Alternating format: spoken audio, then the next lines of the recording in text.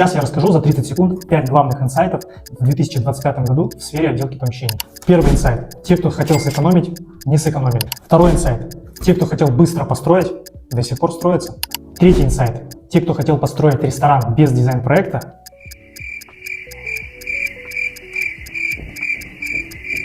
четвертый инсайт. Те, кто выбирал подрядчика в 2024 году, до сих пор выбирает подрядчика и не построился в 2025. Пятый инсайт. Самый главный инсайт 2025 года.